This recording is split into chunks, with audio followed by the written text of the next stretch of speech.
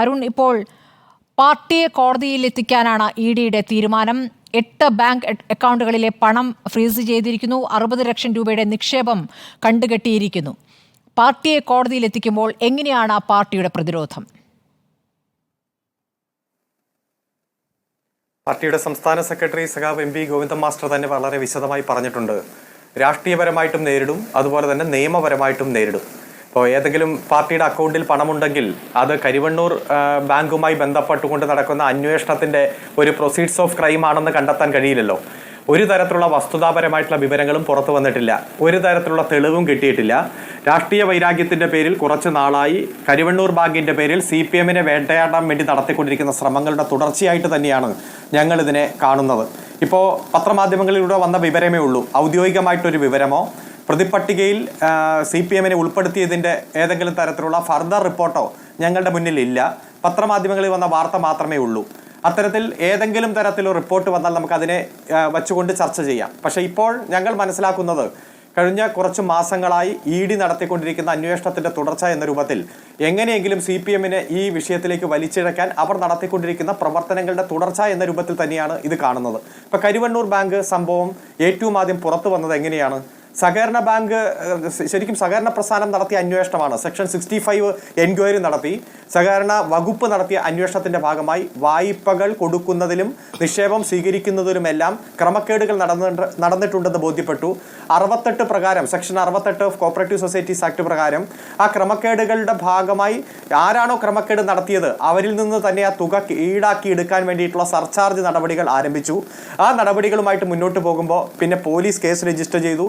28ഓളം കേസുകൾ രജിസ്റ്റർ ചെയ്തു. അതിനുശേഷം അത് ക്രൈംബ്രാഞ്ചിന് കൈമാറി. ക്രൈംബ്രാഞ്ച് അന്വേഷണം നടത്തി മുന്നോട്ട് പോകുമ്പോഴും ക്രിമിനൽ നടപടികളുമായിട്ട് മുന്നോട്ട് പോകുന്നു. സഹകരണ പ്രസ്ഥാനം ക്രമക്കേട് നടത്തിയവരിൽ നിന്ന് പണം ഈടാക്കി ബാങ്കിന്റെ നഷ്ടം തിരിച്ചു പിടിക്കാൻ വേണ്ടിയിട്ടുള്ള നടപടിക്രമങ്ങൾ നടത്തുമ്പോഴാണ് ED അന്വേഷണം ആരംഭിച്ചത്. അതിനുശേഷം ED വന്ന് നടത്തിയ അന്വേഷണത്തിൽ ക്രൈംബ്രാഞ്ച് നടത്തിയ അന്വേഷണത്തിൽ നിന്ന് ഒരടി പോലും മുന്നോട്ട് പോകുന്ന സാഹചര്യം ഉണ്ടായിട്ടില്ല. അതിൽ പ്രതിപട്ടികയിൽ ഉൾപ്പെട്ടവർ തന്നെയാണ് ഇപ്പോൾ ക്രൈംബ്രാഞ്ചിന്റെ അന്വേഷണത്തിൽ പ്രതിപട്ടികയിൽ ഉൾപ്പെട്ടവർ തന്നെയാണ് EDയും പ്രതിപട്ടികയിൽ ഉൾപ്പെടുത്തിയത്. പക്ഷേ ഏറ്റവും അവസാനം പ്രധാന പ്രതികളെ മാപ്പ് സാക്ഷിയാക്കി മാറ്റി അവർ തെളിവുണ്ടാക്കുക എന്ന EDയുടെയും CBIയുടെയും സ്ഥിരം രൂപത്തിലുള്ള പ്രവൃത്തി ആ പ്രവൃത്തി ചെയ്തു എന്നല്ലാതെ ഒട്ടും മുന്നോട്ട് പോയിട്ടില്ല. തെരഞ്ഞെടുപ്പ് സമയത്ത് പാർട്ടി തൃശ്ശൂർ ജില്ലാ കമ്മിറ്റിയുടെ അക്കൗണ്ട് മരവിപ്പിച്ചു. വലിയ തരത്തിൽ ED ഈ സംഭവത്തെ കരിവണ്ണൂർ ബാങ്കുമായിട്ട് കൂട്ടിക്കലർത്താൻ നോക്കി. അവസാനം സത്യം പുറത്തു വന്നു. ബാങ്ക് തന്നെ കൊടുത്തിരിക്കുന്ന നമ്പർ മിസ്റ്റേക്ക് പറ്റിയതാണ് എന്ന രൂപത്തിൽ തന്നെ ആ ബാങ്ക് തന്നെ അത് തിരുത്തുന്ന സാഹചര്യം ഉണ്ടായി. ഇപ്പോഴും ഏതെങ്കിലും തരത്തിൽ പാർട്ടിയെ പ്രതിചേർക്കുവാനോ ഏതെങ്കിലും ഈ കരിവണ്ണൂർ ബാങ്കുമായിട്ട് കണക്ട് ചെയ്യാനുള്ള ഒരു തെളിവും നിലവിലില്ല എന്നല്ല, ഒരു തരത്തിലും അത്തരത്തിലുള്ള സാഹചര്യമില്ല.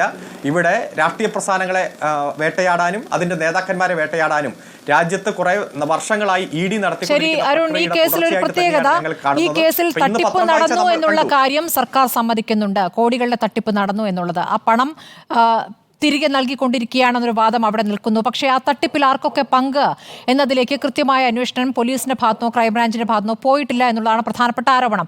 അതുകൊണ്ട് ED വരികയും ED പ്രധാനപ്പെട്ട പാർട്ടി നേതാക്കളെ ചോദ്യം ചെയ്യുകയും ചെയ്തിരിക്കുന്നു. താങ്കൾ പറഞ്ഞതുപോലെ പങ്ക് ഇതുവരെ തെളിയിക്കപ്പെട്ടിട്ടില്ല.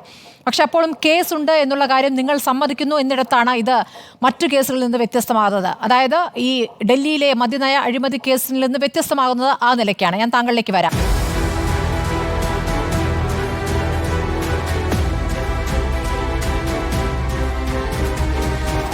Debate with Smriti Parithikad.